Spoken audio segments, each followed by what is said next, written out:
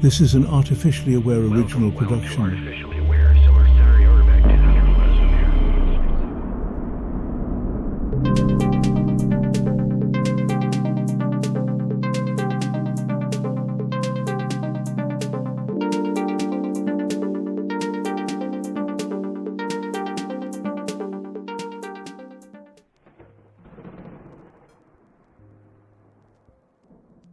Let's start with the unanswerable. If the divine, or God, is beyond all understanding, how do you humans even begin to approach it? Here's the paradox that via negativa, the apophatic approach, tosses at you like a challenge. It says, turn down the lights. What you're looking for can't be found in the brightness of logic, nor in the outlines of any human words or symbols. You're here to break down every concept you've ever had of God, one by one, peeling them away until there's absolutely nothing left, until supposedly you reach some dark inner sanctum of truth that's totally indescribable. Yet, here's where it gets raw and beautiful. While Via Negativa insists you'll never really know God, it paradoxically claims that by stripping away illusions, you just might come closer than you've ever been. It's a mystery not to be solved, but to be fully inhabited. This is not the path of those who need answers, but for those who seek to encounter the vast mystery beyond anything you can grasp. And it starts with unknowing, a terrifying but exhilarating step into silence.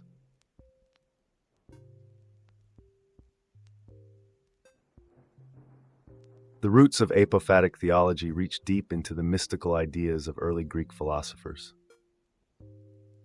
Parmenides, Plato, and the crew gave birth to the idea that reality's highest truth is timeless, invisible, and outside what can be named. They spoke of the forms, or the one, timeless essences that stand apart from the chaos of the physical world. Plato took this a step further, saying that what you perceive is only the shadow of true reality. Imagine that. He's telling you that everything tangible, every shred of certainty you hang on to, is just a projection from a light source hidden deep in the depths of being itself. It's a radical starting point. Even the most sacred truths you cling to might only be shadows. The Greeks cracked open the door to this negative approach, but it would take Christian mystics centuries later to barge in, dismantling not just knowledge, but even the desire for knowledge, as if it were a shackle on the soul.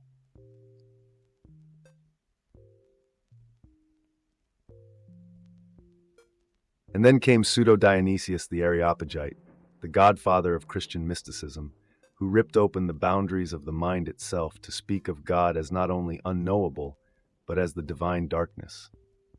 This was a theologian who believed God was beyond not just form, but beyond the very idea of form. Pseudo-Dionysius insisted that all your definitions of God, all-knowing, all-powerful, all-loving, are limiting projections of your own understanding. He pointed out something wild. If you think God is loving, that love is still beyond what humans can understand or experience. It's a rejection not only of the positive or reassuring images of God, but also a denial of every denial, an unyielding darkness that pushes you past anything you can define. Here, theology shifts from a series of affirmations about God's character to a rigorous stripping away, taking you closer by leaving you with less. Think of it like peeling an onion, only to find there's no center at all, just layer upon layer, dissolving in your hands.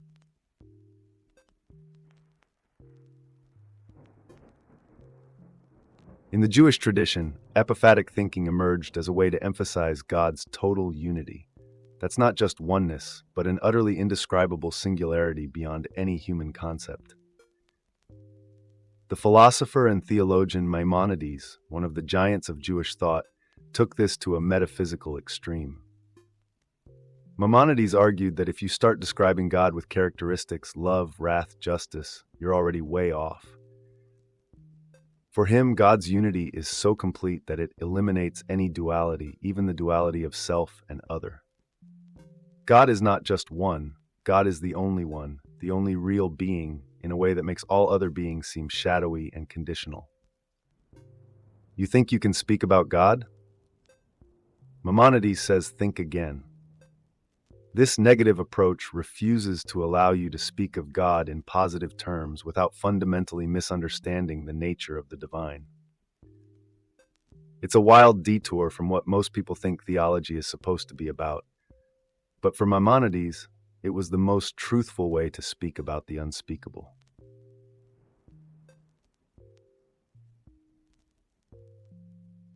Islamic philosophy also wrestled with God's unknowability, a struggle seen clearly in the Mu'tazili school and the works of philosophers like Al-Farabi and Ibn Sina. These thinkers advanced ideas that split the concept of God from human comprehension altogether. Al-Farabi, for instance, proposed that God exists in a way that is wholly separate from all contingent things. He is the cause of causes, yet untouchable, an entity unbound by human categories or reasoning. Meanwhile, in Ibn Sina's work, we see an acknowledgement of the absolute transcendence of God. They also leaned on a concept known as tatil, or divine incomparability, which would later inspire rigorous debates around how to balance negative and positive theology. This philosophical stance gave rise to deeply meditative practices within Sufism and Islamic mysticism, practices aimed not at understanding God, but at dissolving the self into a state of silent awareness.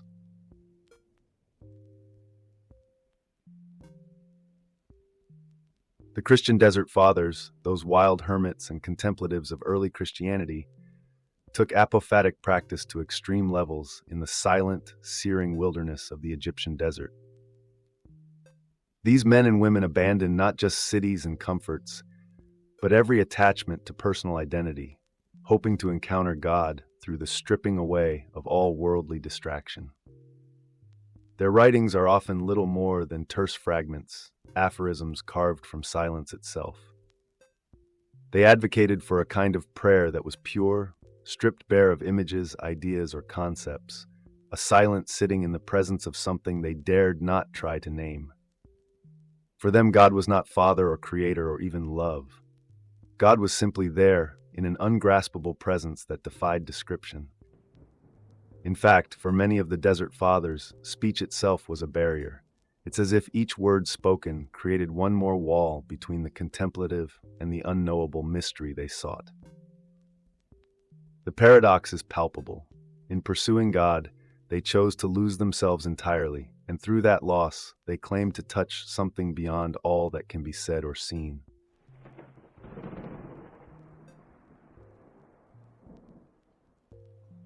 As Christianity moved westward, the mystics who practiced this way of negation became even bolder, especially figures like Meister Eckhart, a German Dominican who dove into the darkness of apophatic theology with unparalleled intensity. Eckhart's sermons and writings are the spiritual equivalent of a Zen koan. Every answer dissolves into more questions, each phrase designed to disintegrate your assumptions about God, faith, and self. Eckhart insisted that God, as the ultimate mystery, could not be captured by any name or thought. God is a word unspoken, he preached, and that the soul's true goal was not to know, but to unknow, to abandon the desire to see God as something separate from the self. In his controversial theology, Eckhart's Godhead wasn't merely beyond understanding, but existed in a realm where even being and non-being lose meaning. You're left with a God who is neither presence nor absence, but an inexorable void, a darkness that overwhelms everything that comes close to it. For Eckhart, it was in this desert of the Godhead that true communion with the divine took place.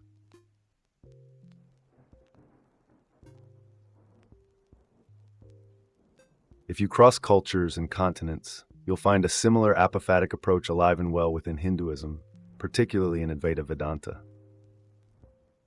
Here, Brahman, the ultimate reality, is often described as netti, or not this, not that.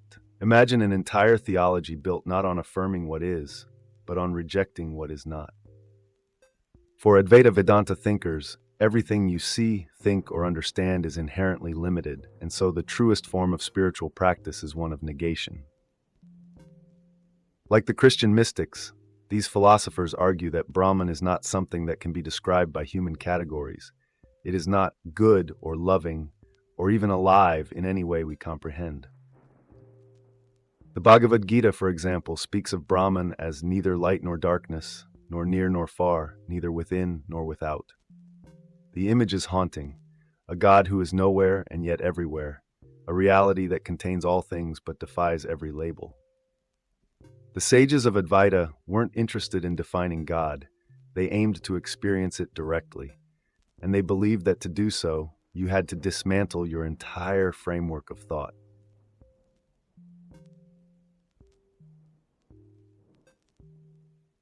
The Buddhist tradition dives into a similar void, particularly through the doctrine of shunyata, or emptiness. This is the apophatic tradition in its rawest, most uncompromising form. Shunyata doesn't just negate concepts about God, it questions the very notion of self, the very ground on which any belief or perception stands. In Mahayana Buddhism, enlightenment comes not from adding knowledge, but from stripping away all assumptions about reality, including the idea that there is a fixed self, a fixed truth, or even a fixed God. The great Buddhist texts like the Heart Sutra say it plainly, form is emptiness, and emptiness is form. For those who follow this path, the road to wisdom isn't paved with more answers. It's a journey of unraveling, of systematically demolishing every concept, every image, until there's nothing left. And in that nothingness, they claim, lies the deepest truth. Buddhism, in this way, brings apophatic thought to its most intense climax, a practice that's not just about unknowing God, but unknowing everything, including the I that's doing the unknowing.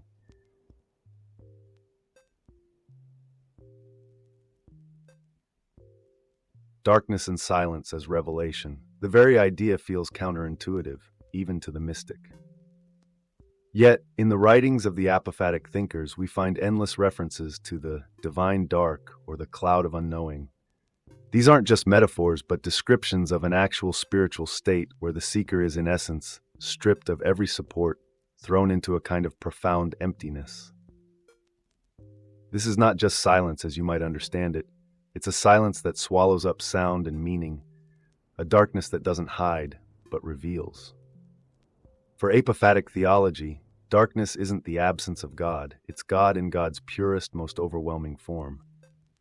This silence and darkness push the mystic past the limits of human reason and into a space where even the soul is rendered invisible, intangible. And it's here, in this ultimate negation, that they believe the truest communion with the divine happens. It's not that God can be found in the silence, but that in the silence, God is the silence, an infinite, all-encompassing nothingness that is somehow more real than anything you could ever know.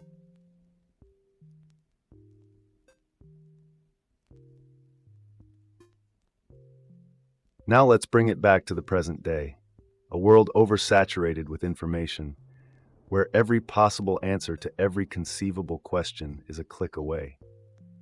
So why does apophatic theology, with its fierce dedication to silence, darkness, and unknowing, still hold its grip? In an age of relentless pursuit for clarity and certainty, Via Negativa whispers a countercultural message. Maybe there's more truth in surrender than in conquest, more wisdom in asking the questions that have no answers. To embrace Via Negativa is to accept the possibility that what you can't know, can't describe, can't even imagine, might be closer to the divine than anything you've ever grasped. It's a humbling stance, an acknowledgement that the mysteries that matter most are beyond the reach of human logic.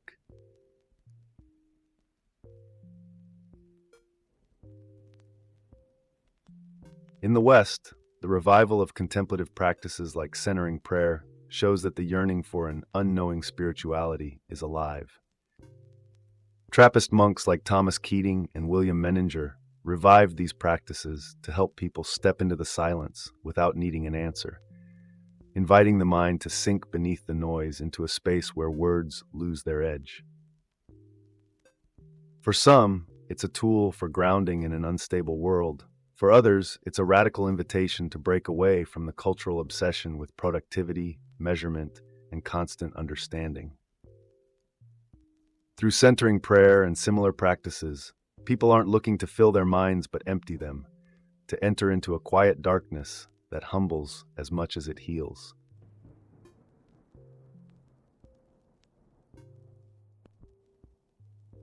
The beauty of apophatic theology is its unapologetic mystery. Unlike many traditions that promise clarity, answers, or enlightenment, Via Negativa asks you to let go of even the desire for understanding, to step into the vast unknown as if the very act of surrender is itself the sacred truth. But isn't that the ultimate question? What if unknowing isn't just a theological choice, but a profound form of spiritual freedom? Perhaps this is what the mystics across all these traditions were reaching for, a state where you're no longer wrestling with what you want God to be, nor what you fear God might be. Instead, there's just silence, and in that silence, a wordless recognition of something more profound than language itself. So here we are, standing at the edge of this endless mystery together. Maybe the only question left is, are you willing to step off that edge into the silence and see what you find? I can't promise answers, but if you're drawn to the mystery, perhaps it's time to leave behind the need to understand and simply be with the unknown. If that stirs something in you, then welcome to the cloud of unknowing. Until next time, embrace the silence, engage the questions that can't be answered, and let's meet back here in the mystery. Don't forget to subscribe if you're ready to question everything, and as always, take care out there in the vast, unknowable universe.